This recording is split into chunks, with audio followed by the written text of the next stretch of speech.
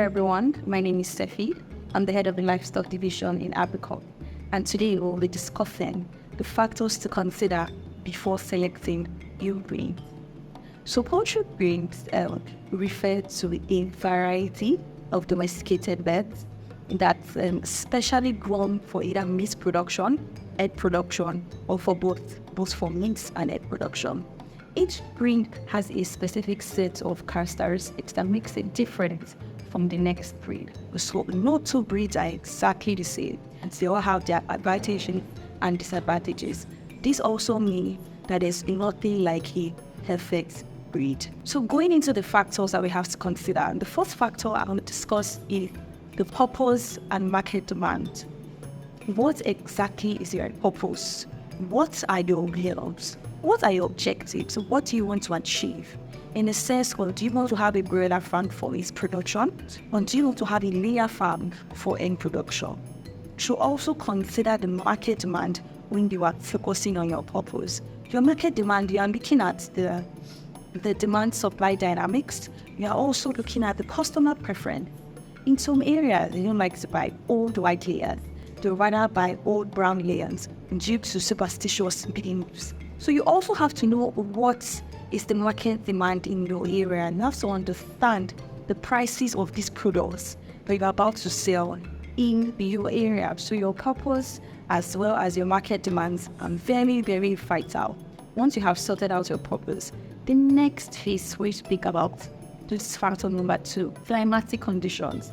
Climatic conditions, they are looking at areas of temperature, humidity, and also the rainfall patterns. There are some birds that do better at polar conditions, while there are some birds that have some level of heat resistance. So you have to figure out which bird works best for the climatic condition in your location. You also have to consider the environment. So there are some disease outbreaks that are more prone in certain environment. So the next factor we'll consider is disease resistance. We have some birds that are more resistant to diseases than others. So this means it's going to reduce the cost spent on getting medication. Once we have birds that are more resistant to diseases, we know that there's a global pandemic regarding the avian influenza, and we know that there's still no vaccination policy. However, we have some local and common outbreaks in Nigeria. I'm looking at the likes of Newcastle and coccidiosis. So you have to ensure that the breed that you are going to use has some form of good resistance. The next factor we'll be looking at is productivity traits.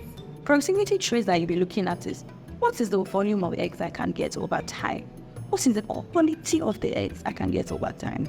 Quality, they're looking at the eggshell quality, just the overall quality of the eggs. You're also looking at how consistent you can get a certain size of eggs required. Then for the broiler angle, you are looking at close rates.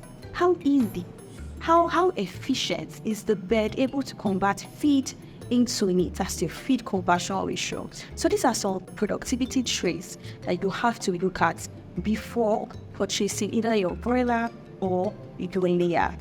Next, we'll be looking at managerial capabilities. Some birds need some form of details, tender loving care. So birds need attention. So they need your time. So breeds, they need some level of intensive, some semi-intensive care, while some do better at certain types of poultry houses. So we need to understand, do I have the expertise required for this breed? Do I have the infrastructure in terms of investment? Do I have the financial capability for this certain breed? Because once you put the breed in the best environment, you're going to have optimal results, good productivity. So you should consider that. The next factor we would look at is availability and accessibility. You want to have a steady supply chain, a steady and reliable supply chain. So whatever breed you are getting has to be within your location, easily accessible and available, so that you can have a steady supply. We have some good companies in Nigeria that give good den chicks within our various locations. So it's always good to choose a reputable brand that is closer to you. So amongst all these factors, we have discussed the purpose and market demand. We have discussed the climatic factors. We have discussed the productivity traits. We have discussed disease resistance. We have also discussed availability and accessibility, as well as management capabilities. We should put all these together. Like I said, no breed is perfect.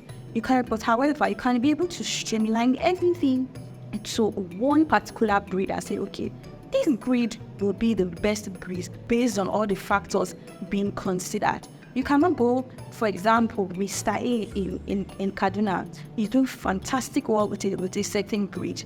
Will you say he's doing so well, I will use this my breed in Bielsa? It doesn't work that way because you have a different climatic condition. Your market demands may vary, as well as even your level of expertise as a personal level of infrastructure. So you have to consider all factors before making a decision. Example of common breeds in Nigeria. Broilers, we have the Cob 500, we have the Ross 308, we also have the Apple Acres.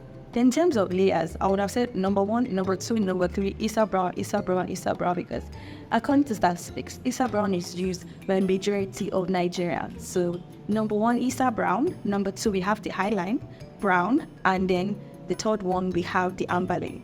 So these are just some examples of broilers and layers that are common in the country. So don't forget, picking the best breed for your farm will give you optimum productivity. So you need to ensure all factors are considered before selecting this breed. Thank you.